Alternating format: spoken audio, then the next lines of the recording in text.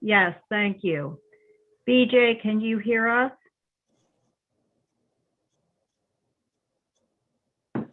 Deb, can you hear me? Yes, I can. Thank you. Trevor Frederick, can you hear us?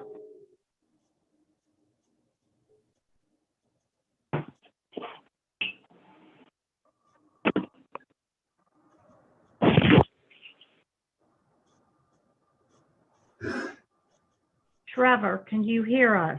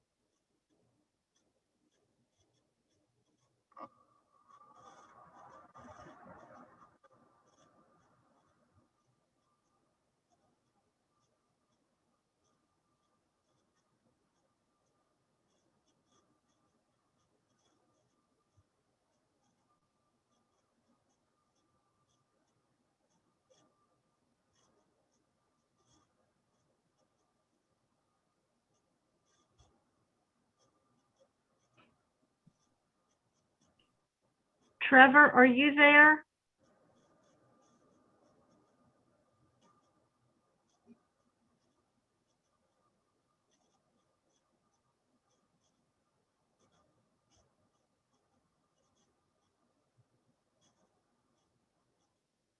Trevor, I can see that you're unmuting, but we cannot hear you.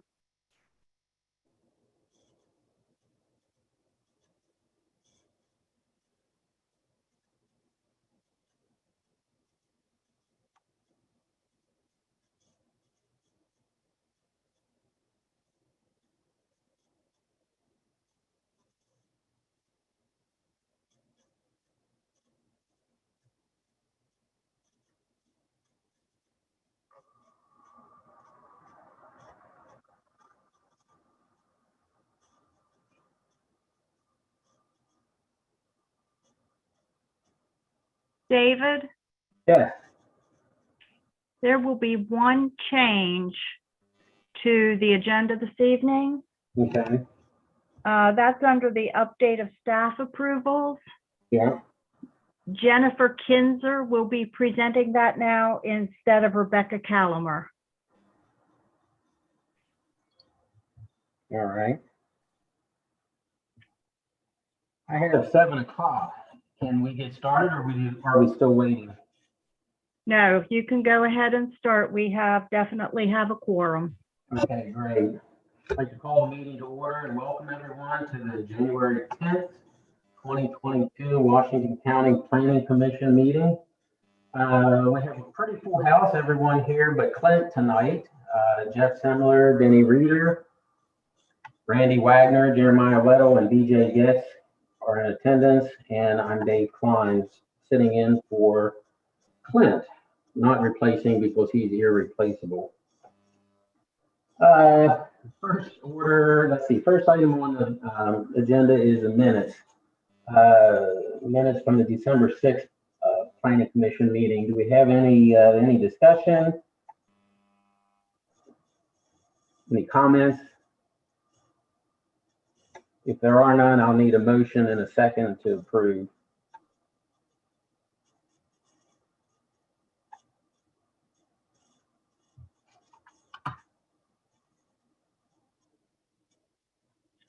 Hello?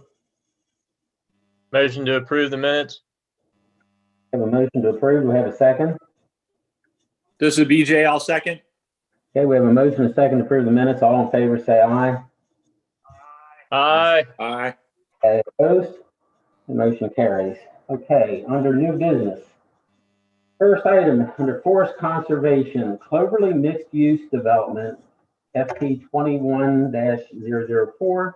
The variance request to remove 7 specimen trees from the development site and to use the payment in lieu option to satisfy 0.93 acres of planting requirement for property located east of Maryland Route 64 and north of Maryland Route 77. And the planner is Travis Allen. Travis, go ahead. Good evening, everyone. Travis Allen, Comprehensive Planner with the Department of Planning and Zoning. As stated, we're here tonight to take a look at the preliminary forest conservation plan for a new mixed-use development in the town of Smithsburg, Cloverly, located at 12305 Smithsburg Pike.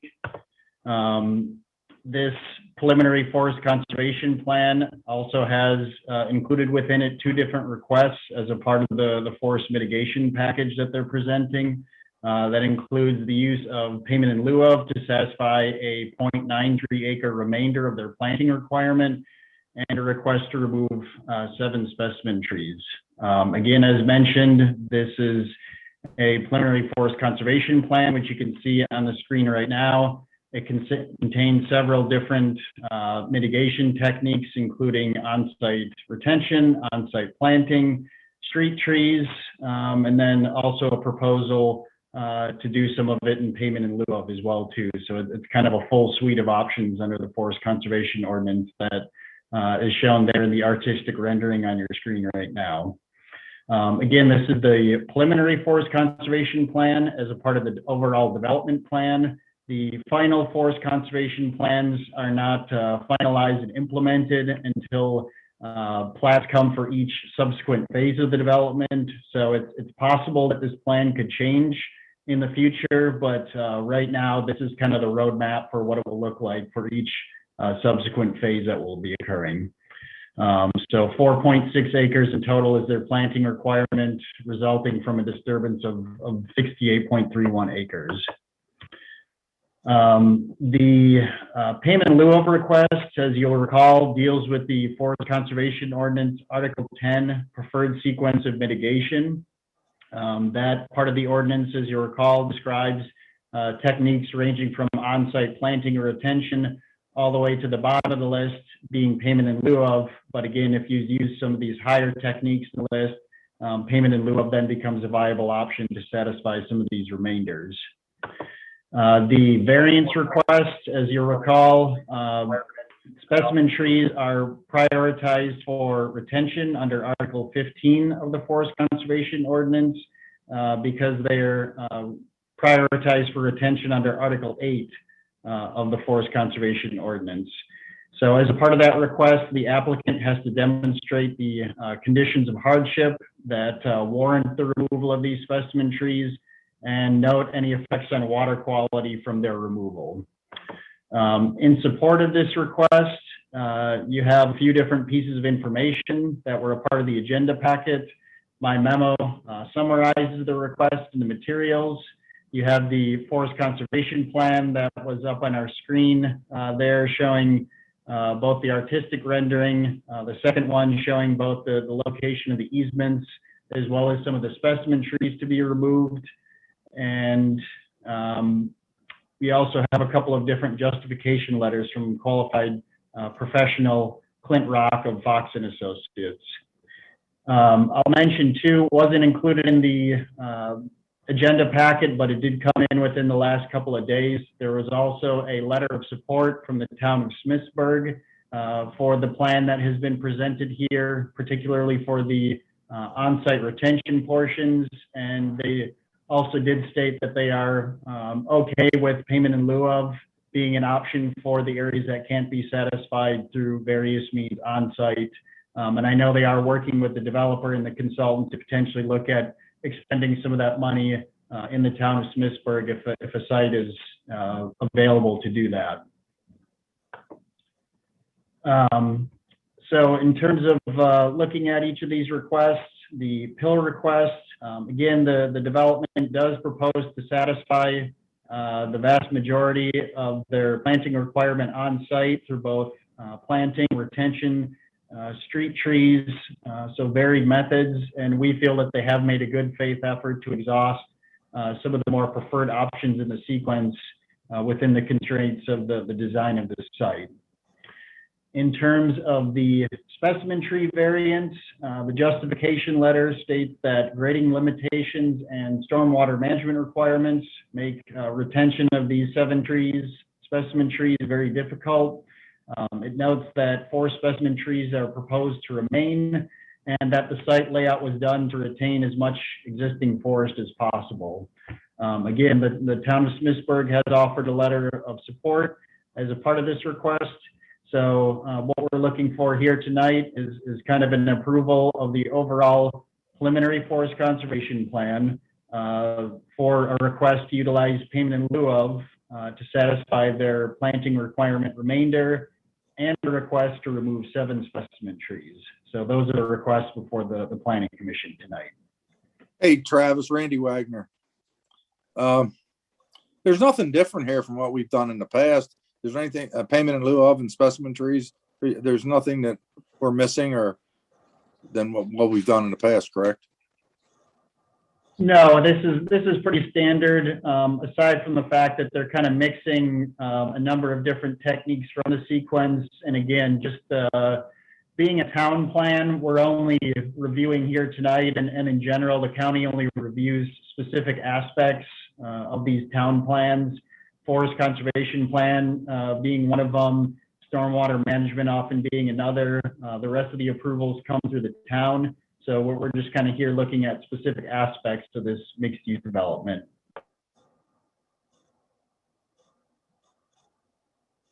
Okay, any other discussion? If not, I'll need a motion. And Travis, go down the list of the 3 things that need to be in the motion again, please. Yeah, so overall would be the approval of the preliminary forest conservation plan that they would again implement in phases once each phase comes through for final plat. So approval of the preliminary forest conservation plan, approval of the ability to utilize the payment in lieu of technique, and approval of the request to remove 7 specimen trees is what their requests are. Okay, we're looking for a motion for approval. Hey, this is Jeff Semler. I move that we accept the preliminary plan, the payment in lieu of, and the removal of the trees. Okay, we have a motion. Do I have a second? Chair Weddle, second. All in favor, say aye. Aye. Opposed? Okay, motion carries. Next item, Travis, gonna leave. National Pike Logistics Center, GP 21-019. It's a variance request to remove 27 specimen trees on a property located at 16822 National Pike. And again, Travis Allen has it. Okay, again, a similar request to at least a portion of what was just presented there with Cloverleaf, but again, they're requesting to remove 27 specimen trees, which you can see on your screen now, mostly located in the center of the site, but also scattered along the western edge as well too, as a part of the a grading plan that they have submitted for a commercial and industrial development along National Pike, just outside of the urban growth area. As you can see on your screen right now, 27 specimen trees is definitely a lot of trees to remove. What you can see on the screen now, 22 out of those 27 are located along the driveway that has provided access to the farmhouse that is there. So they are not part of a qualified forest stand. So, again, although it's a shame that they're needing to remove this many trees, these are not part of a qualified forest stand and would be very difficult to retain them just given their location. You also note on the next slide, Megan can go to the next one, that out of Well, the qualified forest on the site, they're only removing a total of a ½ acre of the existing forest that's there, despite developing nearly this entire parcel with this large commercial industrial development. So they have, again, made a very good faith effort to retain as much forest as possible, even though they have to request or remove some of these specimen trees. They are going to retain 7 specimen trees on site as a part of the plan they have proposed here. So in this case, the request is to remove 27 specimen trees before the Planning Commission. Okay, any discussion?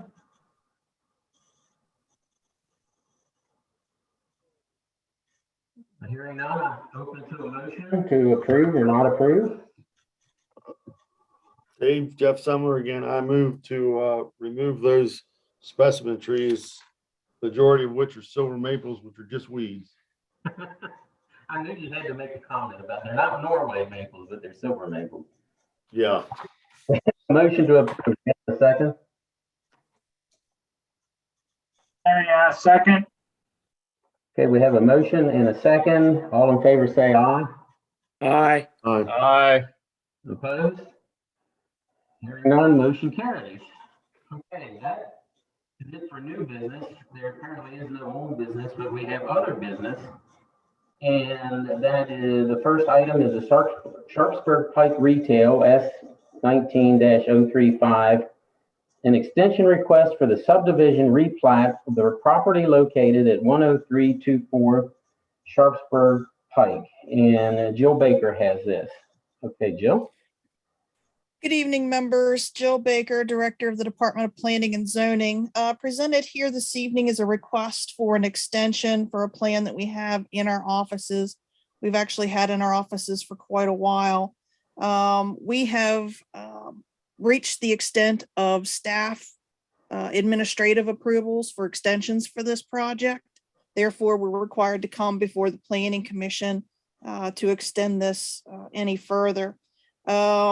As you can see in the memo that was presented by the developer and the consultant for the developer, that they've had some hangups dealing with some of the traffic issues. They've had to work with other developers in the area, and there's just been some hangups in discussions and negotiations and so forth. They are still wanting to pursue this project and wish to move forward. Therefore, they are requesting that we grant them a 12-month extension for this project to remain in our office. After that point, they would have to, if it does not move forward, the project would then have to be withdrawn or denied, and they would have to resubmit should they want to move forward with the project. I don't have anything further to add. I'm happy to answer any questions. I believe Ed Scott and Mr. Bob Barrick are on the line if you have any questions of them. They are the developer and the consultant for this project.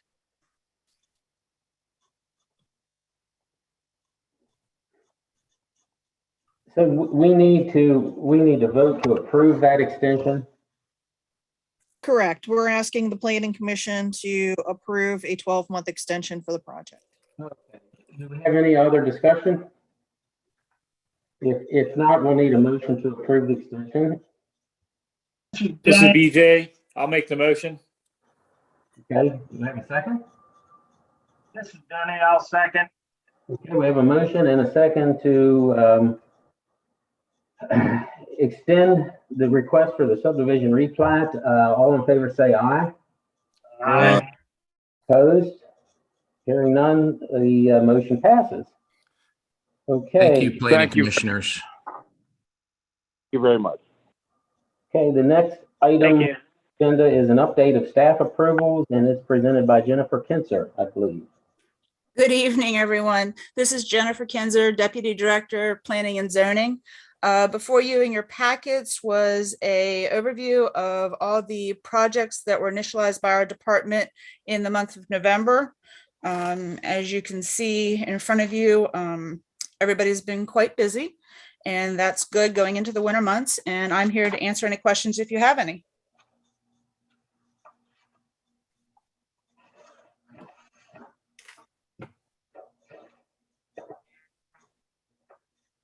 Any discussion, any questions? Okay, well, thank you for the presentation. And the last item, we have a comprehensive plan update, and I imagine Jill is going to present that. Yes, again, Jill Baker, Director of the Department of Planning and Zoning. As we're all aware, we've been piecemealing and trying to bring forward to you the different chapters of the comprehensive plan as we're updating them. We're starting now to get into the nitty-gritty meat and potatoes of the whole plan. So we started kind of small to give you an introduction to kind of where our heads are at and where we're going with this. The first thing I'd like to go over with you is the highways map and the chart that goes along with that.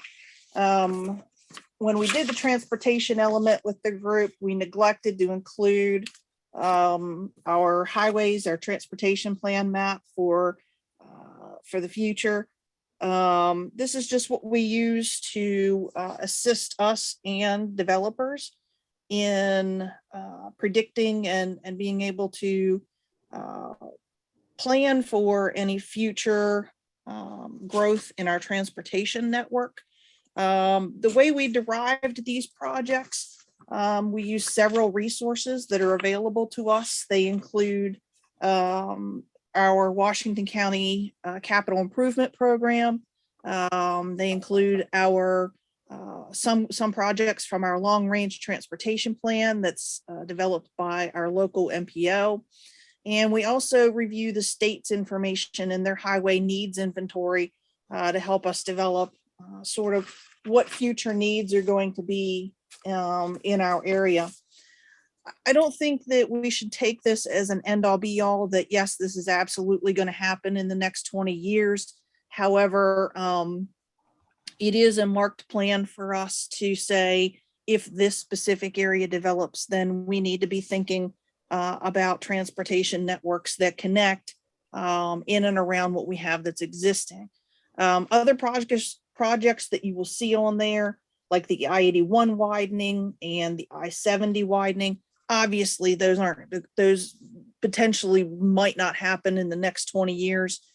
We hope the I-81 widening will. We keep barking at them long enough. Hopefully that'll get built. But like the I-70, that's not going to happen. But it is in our plans so that it is consistent with statewide transportation management plans. And should we need to have improvements along the way, or funding becomes available for sections of that road to be developed, that it's in our plan, and we have made, a consistent effort to have that in our plan. So I wanted to kind of really quickly go over that with you guys, see if you had any questions, comments, or concerns about that highway plan. We are working with our engineering department to make sure we've got the bases covered there. There's a couple of things we'll probably end up adding or subtracting based on their comments, but I wanted to get it in front of you guys so that you saw what we were talking about and see if you guys had any comments before we kind of finalize that in a draft format.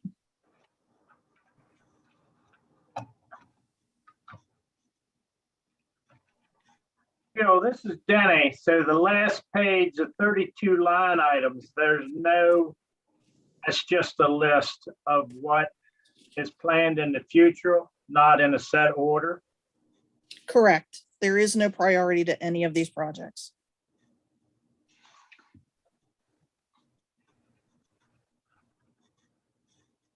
Then on page 2, the highlighted pink items, could you explain that a little bit?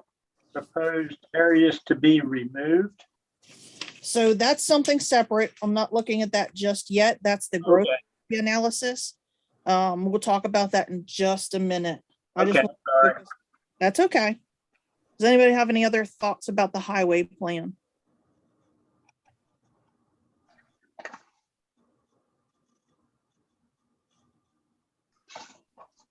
All right. Hearing none, like I said, what we'll do is I'll finish wrapping this up with our engineering department. and make sure that gets into our draft transportation plan before it gets out for public review. So now on to sort of the meat and potatoes of our land use plan, our comp plan. We have been working diligently as a group in multiple comp plan staff meetings to try and develop our new land use plan. It has been daunting, to say the least, given the limitations that we are predicting in our utilities, specifically in our water and sewer. That will also be illustrated and highlighted within the water resources element when we get to that point. But to kind of give you a briefing on the start of all of this, we have done our population projections out to 2040. And what we are predicting is that we expect over the next 20 years to gain almost 12,000 new households within our community. So assuming that we keep our standard ratio of 80% of that development staying in urbanized areas and 20% being rural, that means we would have to expect to absorb a little over 9,000 units in our growth areas over the next 20 years. We also have a secondary analysis in the plan. We have a high growth scenario.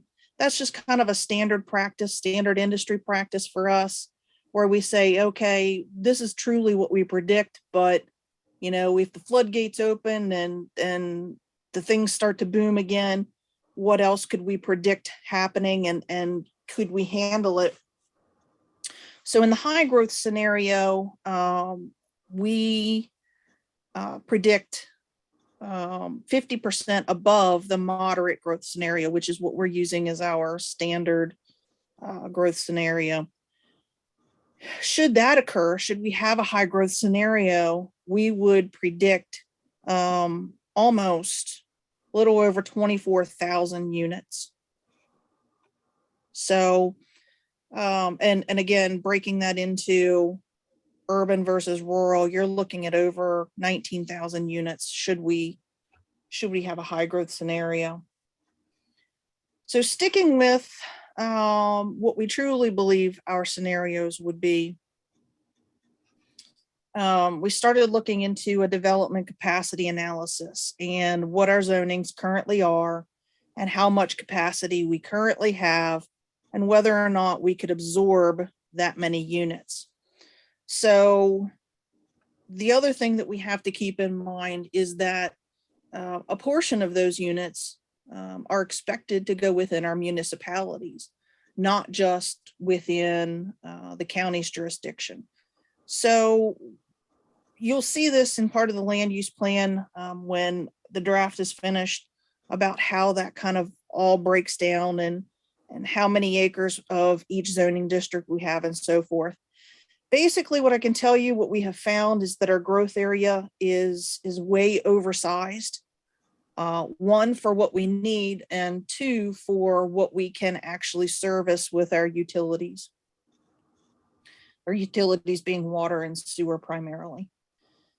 With that being said, we as staff kind of took a really hard line look at our growth area and said, okay, we've got to kind of get realistic about what we really actually can serve and what's important to us.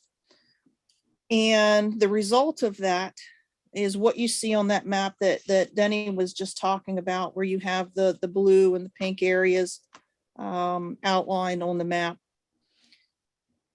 So what you're looking at here is we stuck strictly to the urban growth area.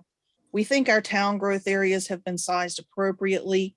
That's based on the last comprehensive rezoning that we did and based on annexations that have happened, that we kind of feel like we're okay with those scenarios and that there's not really anything major the change about those. So we're focusing primarily on the urban growth area, which you know surrounds the towns of Williamsport, Funkstown, and the city of Hagerstown. Everything you see that's in that light gray color is a municipality. So either city or city Hagerstown or the towns of Funkstown or Williamsport. The heavy purple outline that you see there that sort of bubbles around the city of Hagerstown, that is the city's designated medium range growth area boundary. What that means is that the city is saying that's all the further that they feel like they can grow with the utility services they have, being city water, basically. They also have some issues with their sewer. However, water is our primary concern when looking at growth at this particular moment. So the city is basically saying we can't serve anything outside of that purple line. So the county has to kind of make some hard decisions. And in this draft, what we're showing you is what our starting point is in those hard decisions. So to kind of go clockwise, if we want to follow the clock around the growth area and start at high noon or midnight, depending on what kind of person you are. We have the area that's in the airport. I can say that the city is and likely will include that within their next medium growth range area boundary amendment. We've sort of negotiated with them on that. So all that area that you see north of Showalter Road, we fully anticipate that will stay in our growth area and shift into the city's medium range growth area boundary, with the exceptions of the numbers 1, 2, and 3 that you see there. The land that is on the west side of Interstate 81, a lot of that was brought into the growth area as part of the last comprehensive plan amendment. The reason that we are taking that out is because there is currently is no water or sewer availability to the majority of that area, nor do we see expansion of utilities within that area. Therefore, we are proposing to remove that. Areas 2 and 3 are associated with the runway extension. We took those out because those areas really, we don't foresee, again, there's no utilities available out that far, and we don't see the need for those areas to develop. We still have a lot of area in and around the airport where we have potential that we feel like those two parcels or those two areas could also be removed. So before I move on to the next set, does anybody have any questions or thoughts about numbers 1, 2, and 3? No, Joe, I do have one question. This is Randy. Yes, sir. So I guess I'm a little, not confused, but a little inquisitive about the purple line. I know that's the city, what they're going to service. Okay, we might move it a little bit, up or down or right or left. But why do we have proposed growth areas outside of that when we don't have water to service them? That's kind of where we're going with this, is that we are mostly in this is what you're looking at. This is what you're seeing is on the north, east, and a little bit to the south. You can see we are retracting a massive amount of growth area, and we're retracting it back to the medium range growth area. Where we are not looking to really retract any area is within our Hopewell Valley region and our Hopewell Valley North region. The reason why we're leaving a lot of that on the west side alone is because we, as the county, service the west side of the growth area in terms of sewer capacity. should the unfortunate circumstance come about that the city cannot provide service outside of their medium range growth area, we kind of feel like that's an economic development priority area for us. And if we have to go to Wells, then we'll go to Wells. It's just not an area we are willing to give up in terms of our economic development initiatives. And quite frankly, we're really trying to get more blood out of a turnip here that it's just not going to happen. We've squeezed this thing about as tight as we can to still meet the county's goals for residential and economic development. So what that's going to mean is we're going to have to make some pretty tough decisions at the county level as to, do we just throw in the towel, suck in our growth area to just the MRGA? Or do we come up with alternatives, like I said, where we may just have to say, okay, you'll be on sewer, but you'll have to have private wells for your water service. Or, we may even start discussing the idea of the county creating its own water treatment plant on the west side of town to handle development. One way or another, development's coming. We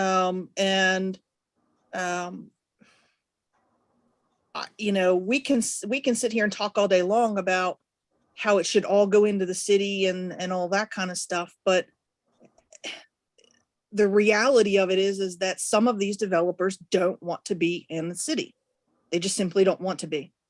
And we need to have some flexibility, in my opinion, to handle that, both from residential and commercial development.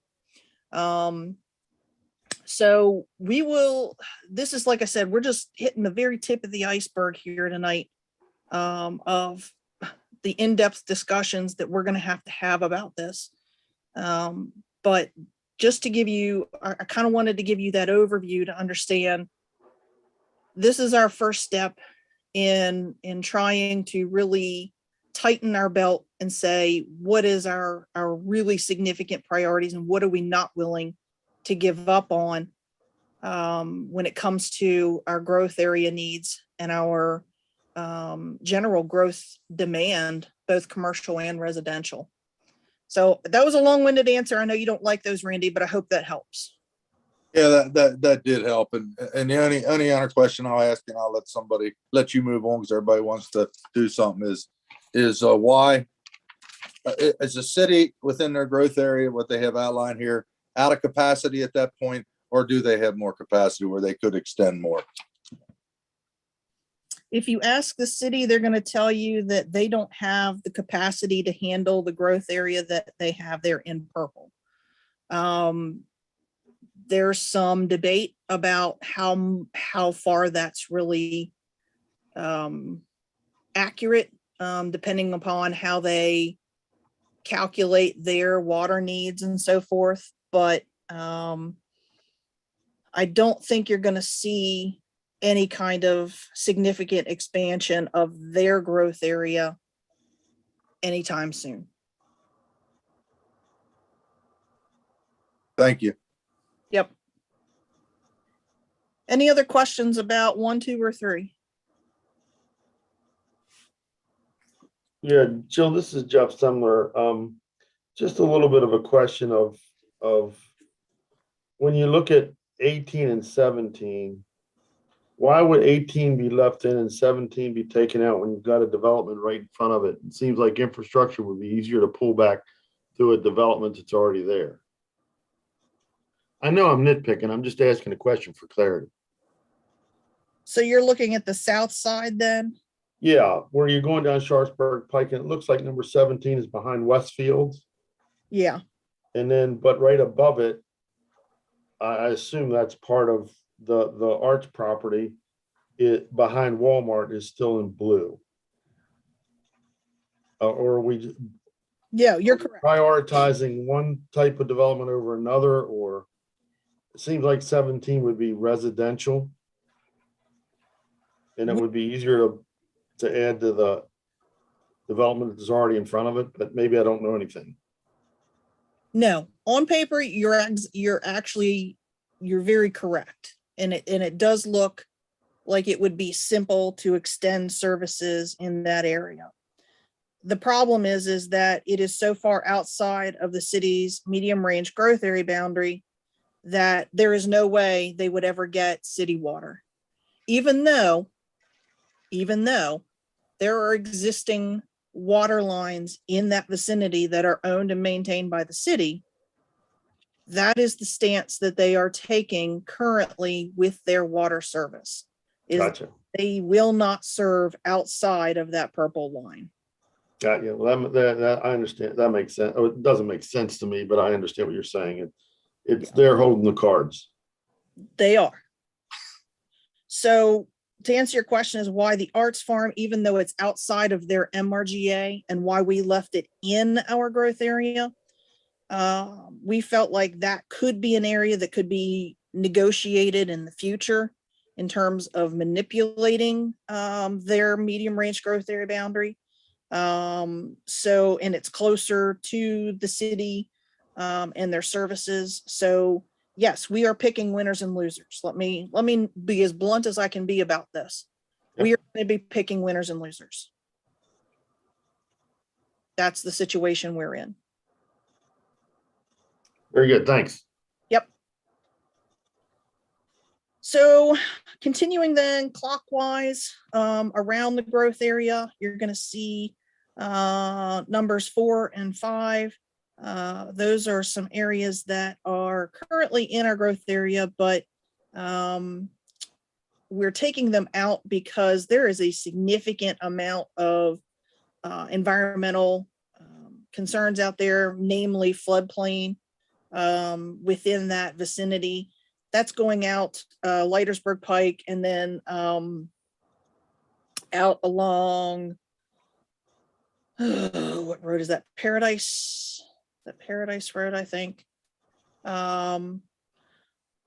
Spring Valley, anybody that knows Spring Valley knows there's a lot of water in those areas out there. So north of Spring Valley is the floodplain. So we felt like that was probably a smart area to retract some of that growth area. 6, 7, 8, 9, 10. Those are just some kind of podunk areas. I shouldn't call it that. There's some smaller areas that really, again, they don't have water and sewer available to them now. Nor do we think it would be smart to try to get it there. You're getting really close to the Antietam Creek in there. You've got environmental issues. So it's not a place where we want to see a great amount of development anyway. So those areas we thought would be good to retract. Any thoughts, ideas, questions about 4 through 10?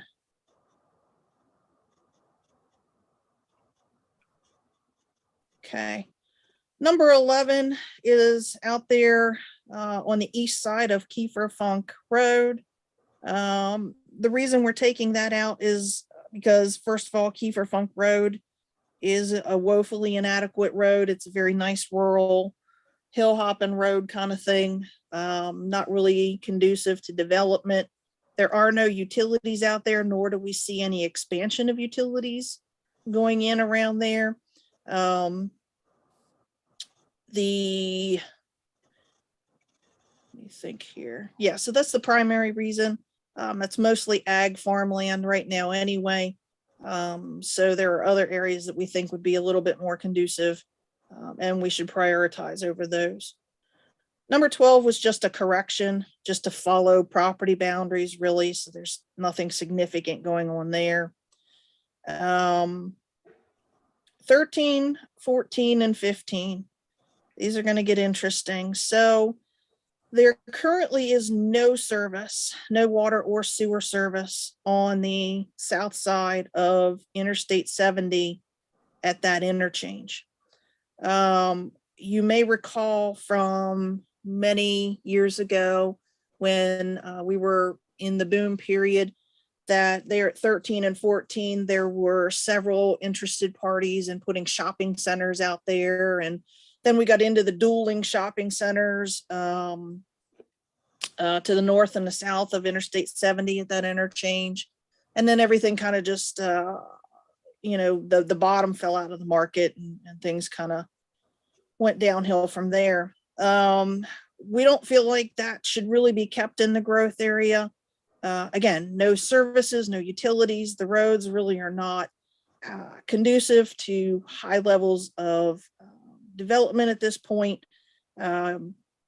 Beaver Creek Road is inadequate in spaces.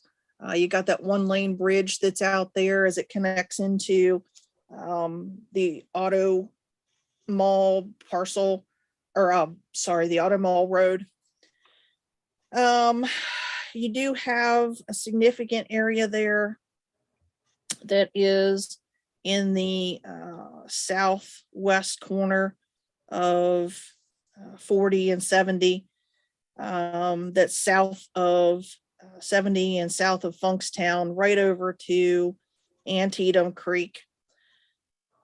A lot of that, again, there are no utilities available. There's really not a good road network other than you do have Old National Pike that runs out there to say Poffenberger Road.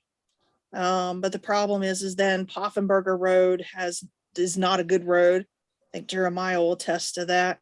And then you've got, again, the Antietam Creek in that vicinity over there to the far west of the stretch that we're talking about. So that's a significant area where we felt like it made sense to retract because, again, there's no services available there now in terms of city water. You can see that they have established their medium range growth area boundary as being I-70. I don't foresee them expanding beyond that. Hey, And Jill. yeah. So Auto Place Way, Uh-huh. are those dealerships out there not on public utilities, public water and public sewer? No. They're not. Okay. No. Okay. What Surprisingly.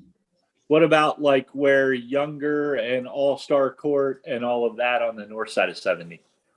That does have water and sewer. It's both city water and city sewer. Okay, because I know on Beaver Creek Road, there's a housing development project going on there that water sewer has been brought to. I just didn't know what was coming further. Yeah. You talking about their The Gaver Gaver Farm. Meadows? Yeah, the Yeah. Gaver Farm. Yeah. The town of Funkstown actually annexed that, and they are going to extend. Okay, so the town of Funkstown is bringing the water sewer to that. Correct. So it's going to be Okay. Funkstown sewer, but then keep in mind, funny as it is, Funkstown actually purchases its water from the city of Hagerstown. Okay. Okay. Thank you. Yep.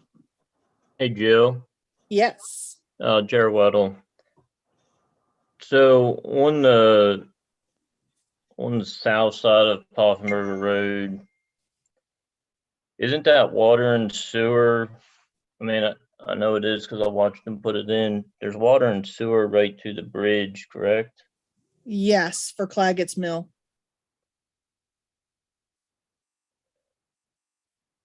So if they weren't planning on taking it on around, why did they bring it on past the development and cap it off like 20 feet from the creek? The only guess that I have is that they were anticipating future development.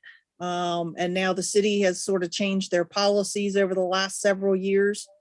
So while they may have anticipated it when Claggett's Mill was built originally, the city, like I said, they're not interested in adding to So that area. So Jill, so I think that there is an intent to potentially develop the roulette farm across the road from Claggett's Mill. Correct. Jared, have you heard that?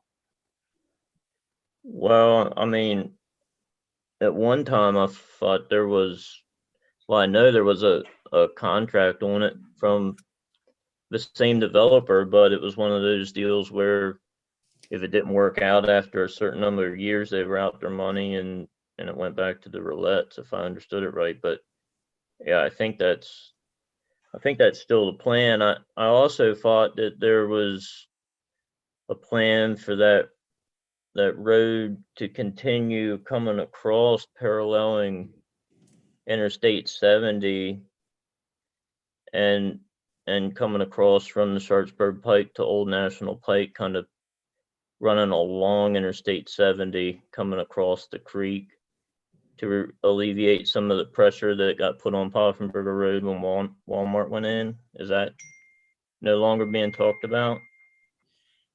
There is, so two things. First of all, BJ, yes, there is a revitalized effort for that area north, the Roulette Farm north of Claggett's Mill. I do believe there is an interested developer in reviving that project.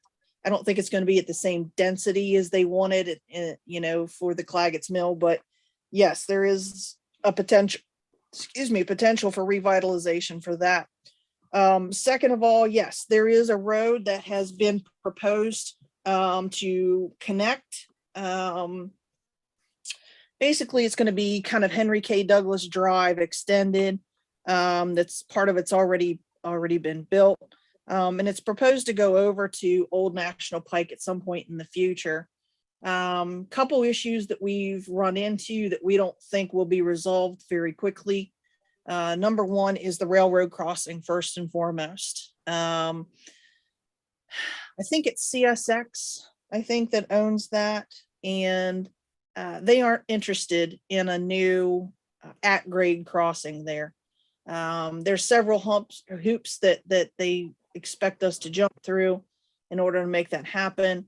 Namely, I think the rule of thumb is that they tell jurisdictions that they're required to close 3 at-grade existing crossovers to get 1 new one. We don't have anywhere that I think we can do that. There are some negotiations happening to try to find another resolution, but I don't know that it'll happen. Second of all, you'd have to find a developer who's willing to cross Antietam Creek at such time that development would want to move over toward that direction, toward the east, toward Old National Pike. We also don't see that happening within the next 20 years either. So again, we're back to really trying to find areas to tighten our belt and say what are our highest priorities for areas to develop, and that's why we have recommended to take that area out.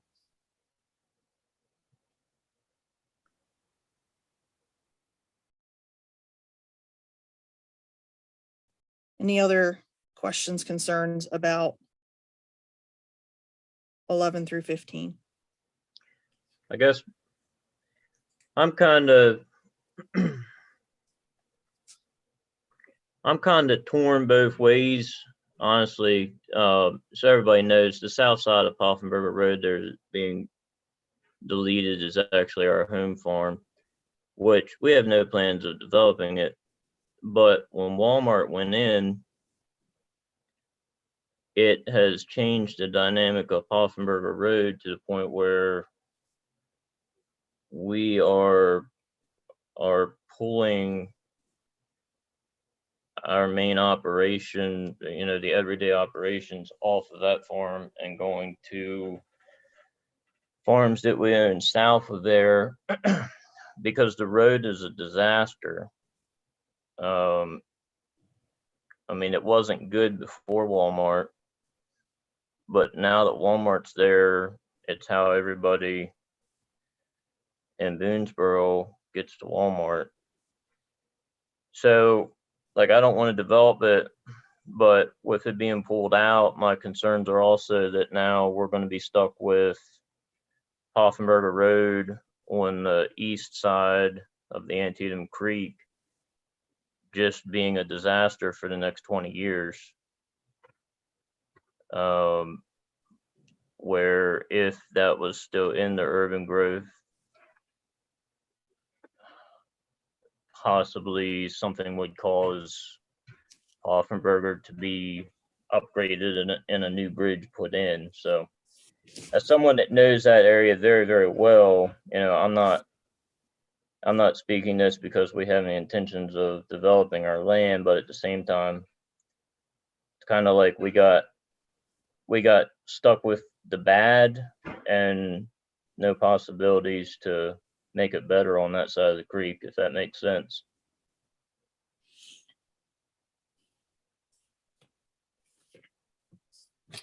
Yeah, I mean, I understand what you're saying. Jill, if I could Okay. comment in there, that's one of the Yeah. reasons why I brought up the roulette farm. I remember maybe a month or two ago, maybe 2 months ago, we talked about, there was plans, there was a request for apartments going in that area that the neighborhood was upset about. This is an area that has future growth potential, with a lot of people looking at it. And, Jer, I know that you don't intend to develop your farm. But as the neighborhood changes, I mean, if you take it out, we're going to spend the next 20 years dealing with what we have with no progress to it.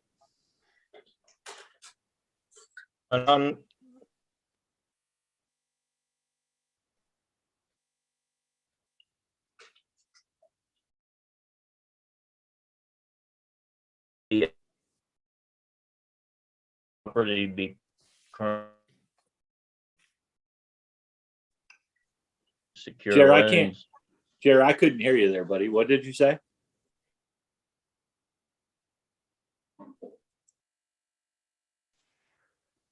Jill, can you hear me? Yeah, Can you guys hear me now? That's better. Yeah. My computer did something funny. What I was saying, I'm sure every person that owns a property in number 1 through 26 is going to have the same issue, whether they know it or not. But for example, we have no intention of developing that property, but because it has been in the urban growth area, it currently has a inflated value compared to if you take it out. And my operation has loans secured off of that appraisal value. So the day you take that property and make it pink instead of blue, you're throwing a wrench at me financially, and you're sticking me with the fact that I'm now 1.2 miles from Walmart's front door, dealing with all the hassle and all the pain in the butt, and giving me no options to do anything about it.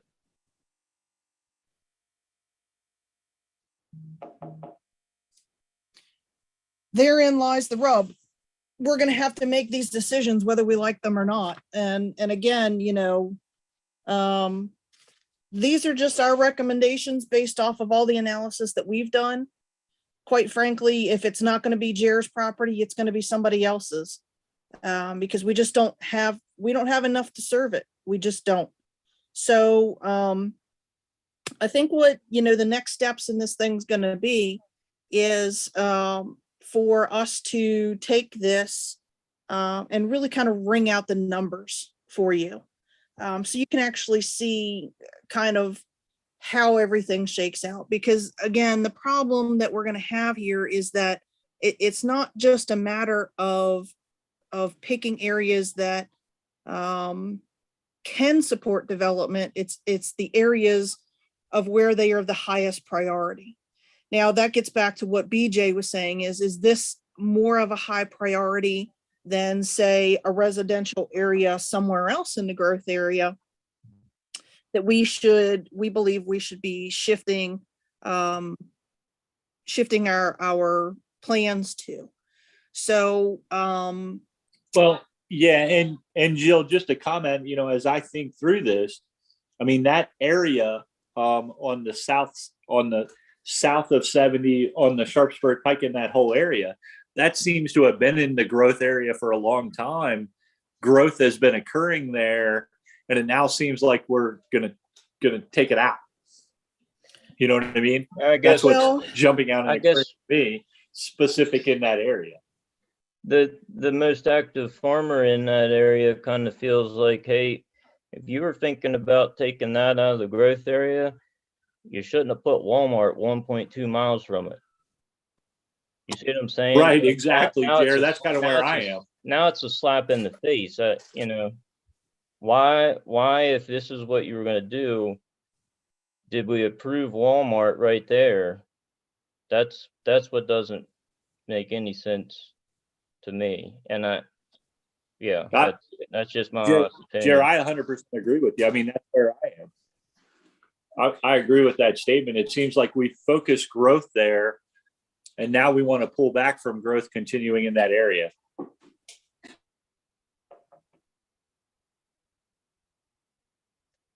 okay. So real quick, tell me, what is the advantage of turning pink to blue, or blue to pink, I mean? I won't If we let everything the way it is right now, what does that do to us? Does that allow someone just to come in and plop down and cause big water problems, or I'm not really sure.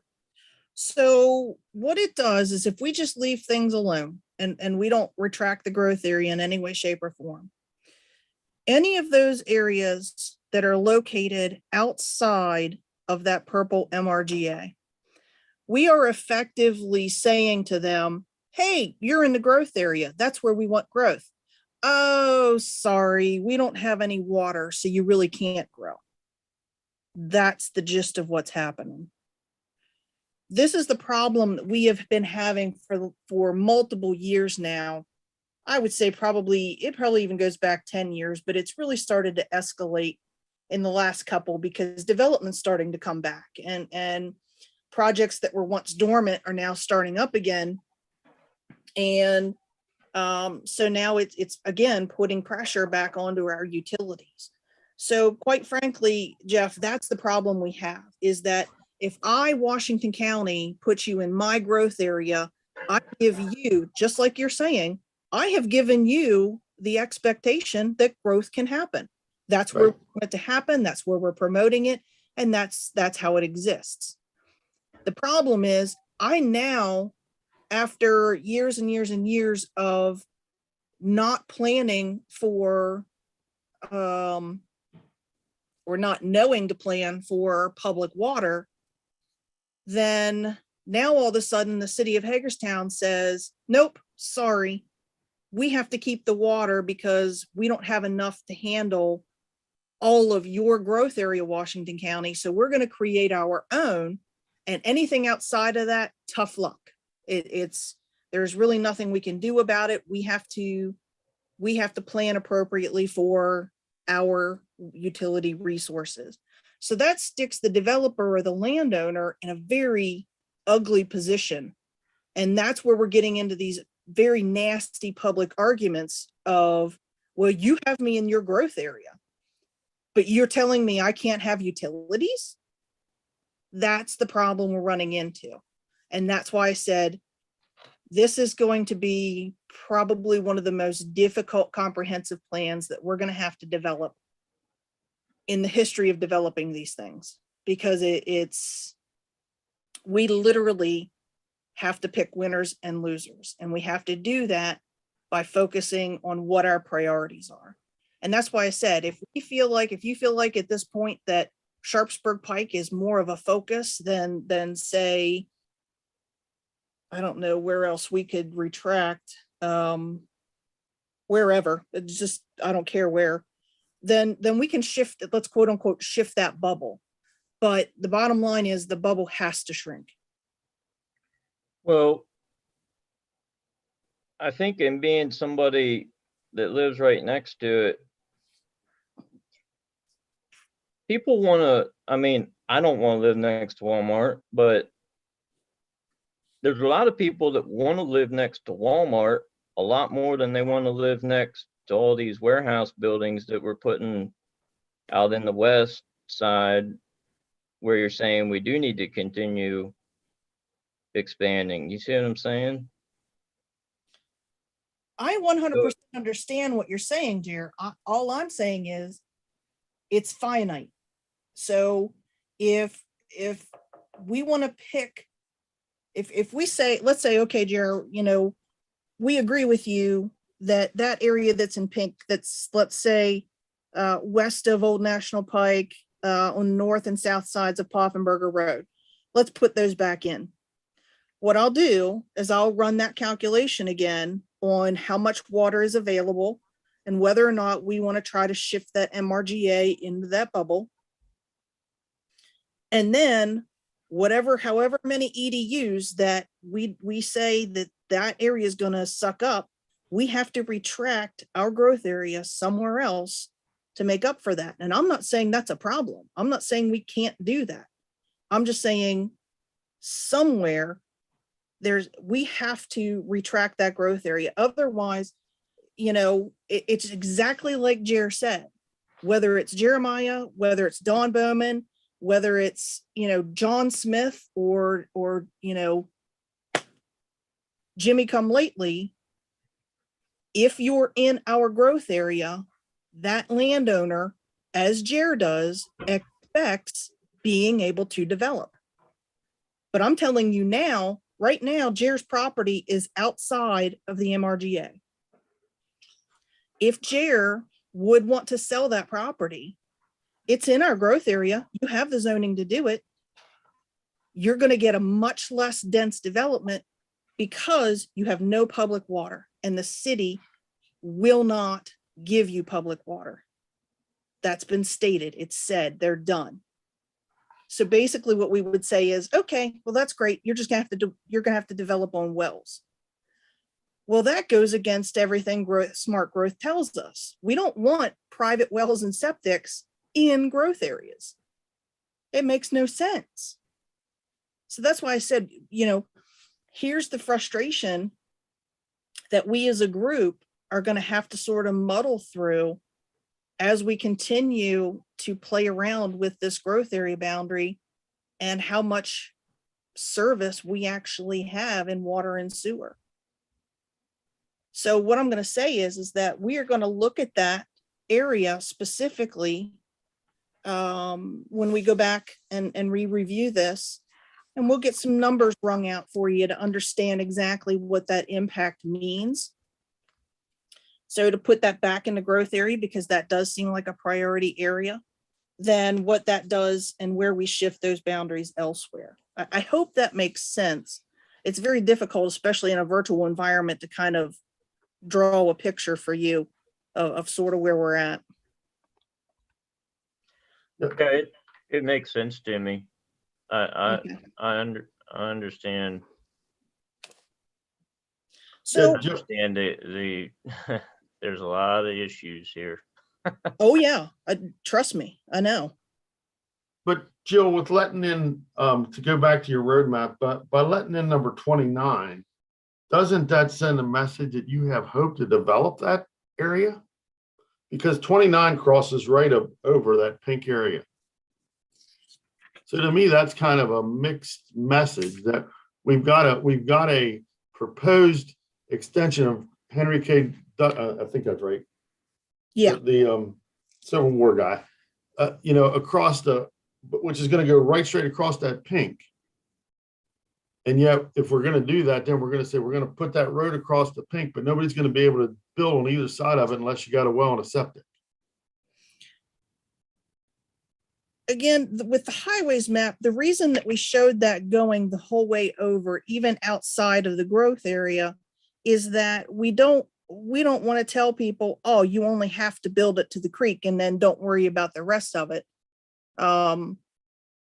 It is, again, these are very, very long-term plans. The highway plan is separate from the growth area plan, in that the highway plan is something that we can foresee maybe 50 years out. Again, that's why we include the I-70 interchange. And the reason that we would keep number 27 or whatever that is, that Henry K. Douglas Drive, is exactly for the reason that I'm talking about. So let's pretend like, that area we were just talking about, let's say we take that out of the growth area. in 5 years, something may happen where money falls out of the sky, or somebody buys the land and says, I don't care how much money it costs, I'm going to develop that west or the east side of Antietam Creek. We still have something then in the plan that says, okay, well, we can shift our growth area boundary to include you in there if we can get water. But then there's also that road network there that goes into play as well. There's layers to this plan that seem sometimes contradicting. I understand that, but from a planning perspective, again, it's the level of planning that you're looking at in each one of these. And to be honest with you, the highway map isn't strictly just for areas inside the growth area. It could pertain to rural areas as well if it were needed, such as the interstates and so forth. So I understand the confusion there, and I understand why would we have that on our highways map if we don't want growth on that west side, on that east side, but we need to leave it on the highways map so that we show long-term that is our intent for that road to extend over, so that maybe even if development doesn't happen on the east side, maybe it'll happen in the next comprehensive plan. Who knows? So yeah, I understand. And like I said, we are fine going back and looking at that area. And again, we'll bring out some numbers for you and see where that puts us in terms of shifting the bubble per se. I guess, Jill, me and everybody else on the west side of the Antietam Creek, I know what all my neighbors are going to say when they see this proposal. Our biggest concern has been they continue to build on the other side of the creek, and they don't upgrade Poffenburg Road. They don't upgrade Poffenburg Road. And I'm kind of viewing it as, if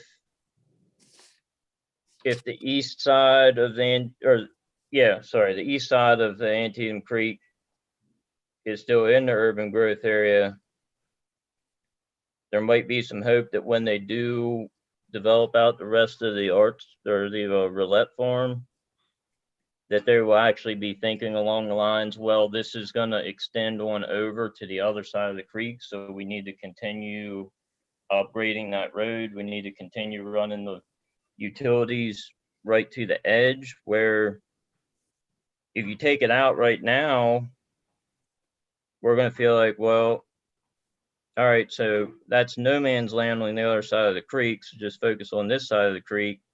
20 years from now, it might not be quite as easy then to extend the utilities on over to the National Pike. You see what I'm saying?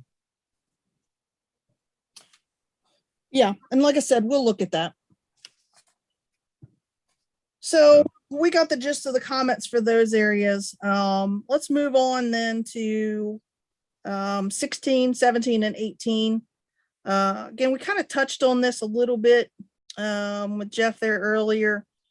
These are, again, areas where we felt like because they're outside of the MRGA, the city isn't going to give anybody water out there. And there's no extension of services to some of those areas, that it would be prudent for us to take those out, again, to make up some of this difference in the water service planning for those areas. You guys have any comments about 16, 17, and 18?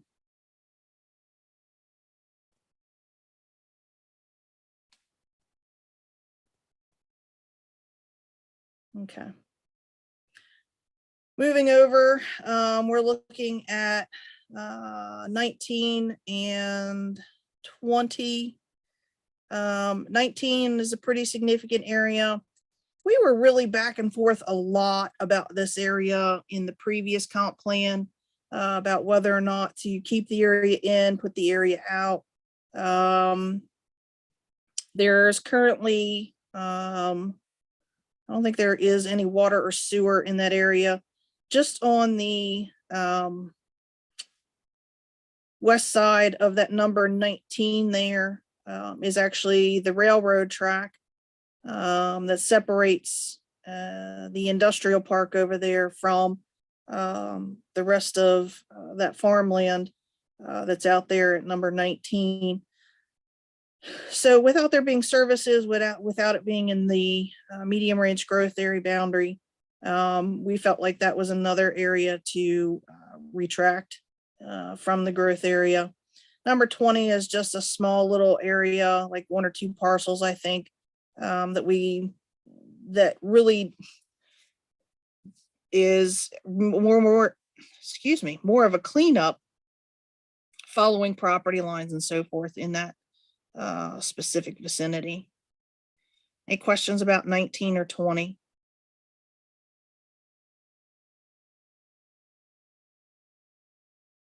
Okay. 21 is actually a small portion of the old Williamsport tannery. I believe that was sold off many years ago. That parcel really isn't really made for development at all. There's some contamination issues. It's extremely skinny little parcel that runs out there down Bottom Road. So we don't think that that'll really have much of an impact one way or the other, but taking that out of the growth area seemed more prudent. Number 22 is again just a little correction of a property line that's out there. 23 is very similar. It's just a sort of a correction to property lines as they run out. That's the backside of Honeyfield Road. There's a railroad that actually separates between number 23 and Honeyfield Road. So we took the area that was on that west side of the railroad out. No services, no access, and not in the MRGA. Any questions about 21 through 23?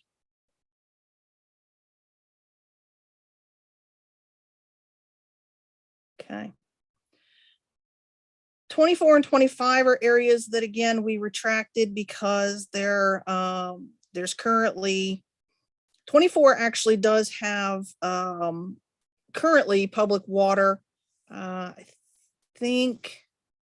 don't think there's public sewer, but there is public water up there.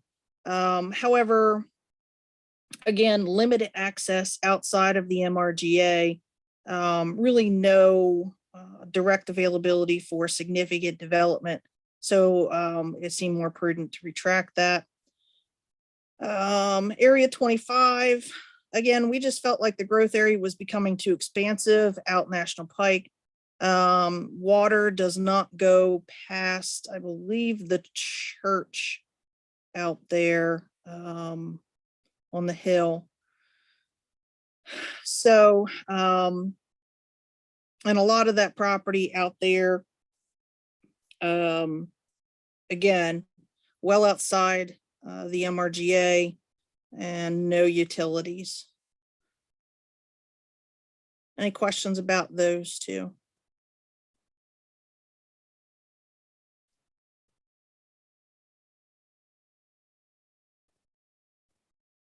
Okay. And the last one is number 26, out Searfoss Pike, on the backside of Broad Fording Road. That area out there, again, very limited road access, no public water except for right out along Searfoss Pike. I think there is a little bit of water out Broad Fording Road. But road access isn't great. Again, they are mostly back roads through there. Outside the MRGA, I believe there's a decent amount of floodplain in that area. So there's some environmental concerns. So that was another area that we are looking to retract. Any questions about number 26?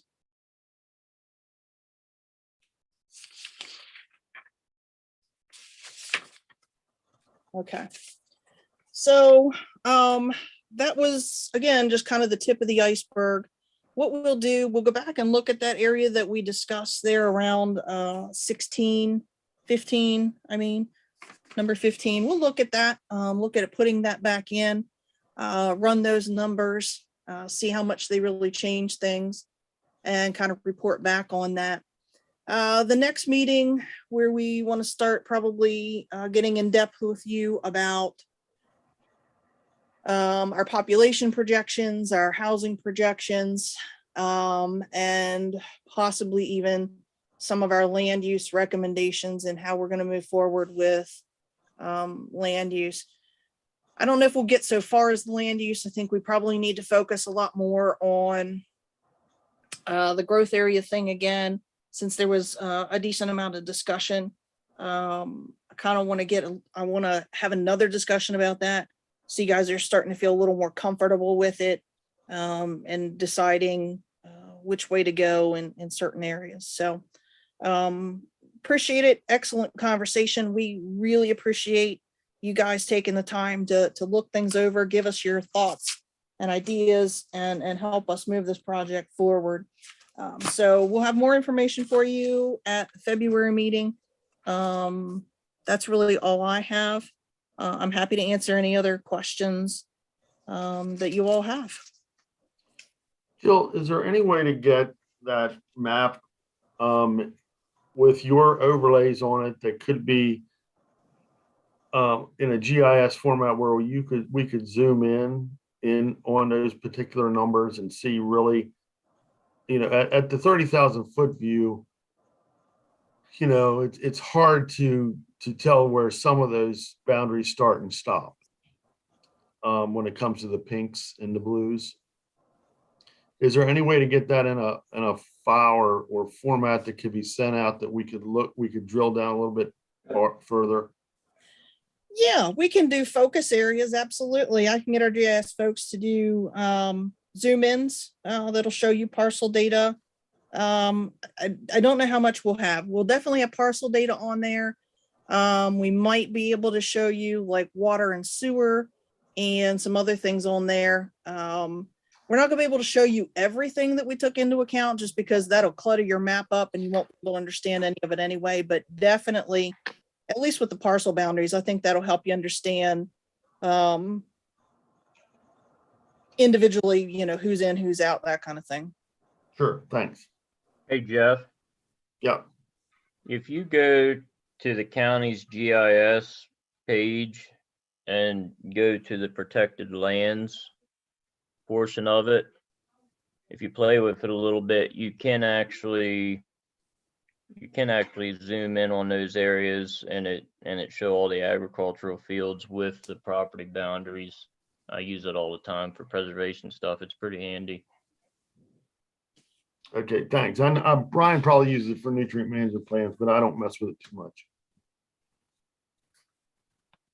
Joe, what is the process of making this public and getting public input? Obviously, there's going to be a lot of discussion, and it won't be an easy road to hoe, but just curious what that process will be. So once we actually have a draft plan, meaning we have a draft growth area boundary, we have a draft land use plan, and we have all our recommendations and stuff together, that plan will go out for public comment. We typically do at least 3 public meetings, I think. Mm-hmm. And we try to spread them out across the county to get as much input as we can. So that'll probably be in a few months once we, like I said, we actually have a draft document ready to present. Well, I want to say thank you, and definitely appreciate your starting this project process now. It's clearly something that needs to be done. We've been struck several times here with folks wanting to develop and do things in areas where there is not sufficient infrastructure, and this will be really helpful in the future. And it won't be an easy thing to accomplish, but I appreciate your starting it now. Yep, lots of conversation to come. Okay, we can wrap up this evening. Do we have any other comments, questions, discussion, anything else? If not, looking for a motion to adjourn. Hey, Dave. Yeah. I was wondering if there was any update for my replacement. Good question. Jill, do we have any updates? Yeah, sorry about that. Yeah, we had a little bit of a setback in the county administrator's office. We lost another admin, so the county clerk's been frantically trying to keep up. Deb, can you tell me? I can't remember what day.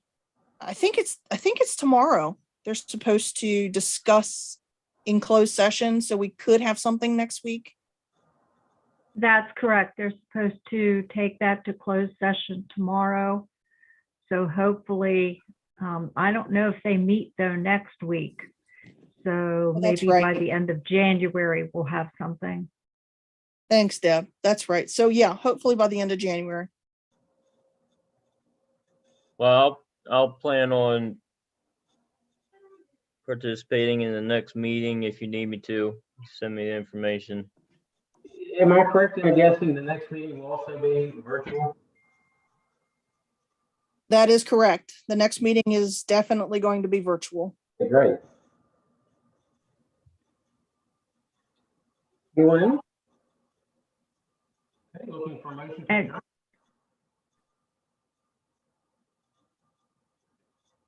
Anybody? Dave, you need a motion to adjourn? Yes.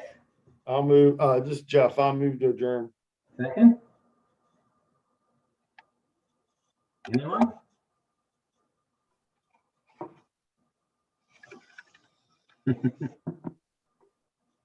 We'll stay here all night. What if I second it? This is BJ. I'll second. I couldn't get my thing off mute. I second. Okay, all in favor, say aye. Aye. Aye.